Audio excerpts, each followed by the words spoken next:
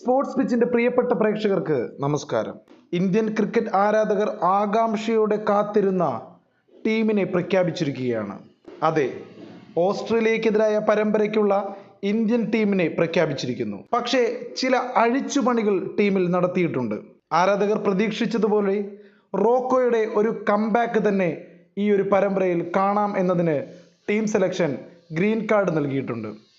എന്നിരുന്നാൽ കൂടിയും രോഹിത് ശർമ്മയ്ക്ക് പഴയ പവർ നൽകാൻ സെലക്ഷൻ കമ്മിറ്റി തയ്യാറായില്ല. രോഹിത് ശർമ്മയ്ക്ക് പകരക്കാരനായി ശുഭ്മൻ ഗിൽ ഇന്ത്യയുടെ പുതിയ ഏകദിന ക്യാപ്റ്റനാകും. ഒക്ടോബർ 19 ഓസ്ട്രേലിയക്കെതിരെ ആരംഭിക്കുന്ന 3 മത്സരങ്ങളുള്ള പരമ്പരയിൽ അദ്ദേഹമാണ് ടീമിനെ നയിക്കുന്നത്.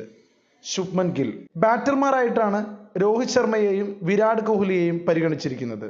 ആ ഒരു കാര്യത്തിൽ ഇന്ത്യൻ ക്രിക്കറ്റ് ആരാധകർക്ക് വളരെ സന്തോഷിക്കാം, ആശ്വസിക്കാം. പക്ഷേ രണ്ടുപേരെയും പഴയ ആ ഒരു പവറിലല്ല ടീമിൽ എടുത്തിരിക്കുന്നത് എന്നാണ് അറിയാൻ കഴിയുന്നത്. 2025 ചാമ്പ്യൻസ് ട്രോഫിക്ക് ശേഷം ആദ്യമായിട്ടാണ് രോഹിത് ശർമ്മയും വിരാട് കോഹ്ലിയും ഒരുമിച്ച് ഒരു പരമ്പരയ്ക്ക് വേണ്ടി ജേഴ്സി അണിയുന്നത്. മുൻ ഇന്ത്യൻ ഫാസ്റ്റ് ബോളർ അജിത് അഗാർക്കറുടെ നേതൃത്വത്തിലുള്ള സെലക്ഷൻ പാനലാണ് ശനിയാഴ്ച അഹമ്മദാബാദിൽ ചേർന്ന യോഗത്തിൽ ഈ തീരുമാനമെടുത്തത്. ദക്ഷിണാഫ്രിക്ക, സിംബാബ്വെ, നമീബിയ എന്നിവർ സംയുക്തമായി വേദിയാകുന്ന ഏകദിന ലോകകപ്പിന് മുമ്പ് ഗില്ലിന്റെ ക്യാപ്റ്റൻസി സ്ഥിരമാക്കാനാണ് സെലക്ഷൻ കമ്മിറ്റി ആലോചിക്കുന്നത് എന്നാണ് ഇതോടുകൂടി മനസ്സിലാകുന്നത്. പക്ഷേ ശുഭ്മൻ ഗിൽ കഴിഞ്ഞ കുറച്ച് നാളുകളായി അത്ര ഫോമിലല്ല. ടെസ്റ്റ് ക്രിക്കറ്റിൽ മികച്ച പ്രകടനം കാഴ്ചവെക്കുന്നുണ്ട് എങ്കിലും ഏകദിനത്തിലും T20യിലും അദ്ദേഹത്തിന്റെ പ്രകടനം വളരെ മോശമായിക്കൊണ്ടിരിക്കുകയാണ്. പ്രത്യേകിച്ച് ക്യാപ്റ്റൻസിക്ക് ഏറ്റവും യോഗ്യനായിട്ടുള്ള ശ്രേയസ് അയ്യരെ വൈസ് ക്യാപ്റ്റനായിട്ടാണ് ഇപ്പോൾ ടീമിൽ നിയോഗിച്ചിരിക്കുന്നത്. Indian head coach Gautam Gambhir, BCCI secretary Devajit Saikia എന്നിവരുമായി അഗാർക്കർ കൂടിയാലോചന നടത്തിയാണ് ഇത്തരത്തിലൊരു തീരുമാനത്തിലേക്ക് എത്തിയത്. ശുഭ്മൻ ഗില്ലിനു വേണ്ടി ഒരു വലിയ ലോബി പ്രവർത്തിക്കുന്നുണ്ട് എന്നത് ഇതോടുകൂടി വ്യക്തമാണ്. 26-കാരനായ ഗിൽ ഇപ്പോൾ ടെസ്റ്റ് ടീമിന്റെ ക്യാപ്റ്റനാണ്. വൈകാതെ ഏകദിന ടീമിന്റെയും ഇപ്പോൾ T20 ടീമിന്റെ വൈസ് ക്യാപ്റ്റൻ കൂടിയാണല്ലോ. അങ്ങനെ ആകെ മൊത്തത്തിൽ ഗില്ലിനെ ഇന്ത്യൻ ടീം ഏൽപ്പിക്കാനാണ് ഇവരുടെ തീരുമാനം. ഭാവിയിൽ T20 ക്യാപ്റ്റൻ കൂടിയാകാൻ ഇതോടുകൂടി സാധ്യത ഏറെയാണ്. അങ്ങനെ വന്നാൽ സൂര്യകുമാർ യാദവിനെ ചവിട്ടും. 2021 ഡിസംബർ മുതൽ ഇന്ത്യയുടെ മുഴുവൻ സമയ ഏകദിന ക്യാപ്റ്റനായിരുന്നു 38-കാരനായ രോഹിത് ശർമ്മ. അദ്ദേഹം 56 ഏകദിനങ്ങളിൽ ഇന്ത്യയെ നയിച്ചിട്ടുണ്ട്.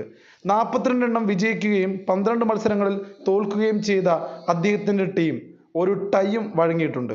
മറ്റൊരു കളി ഫലമില്ലാതെ പോയി.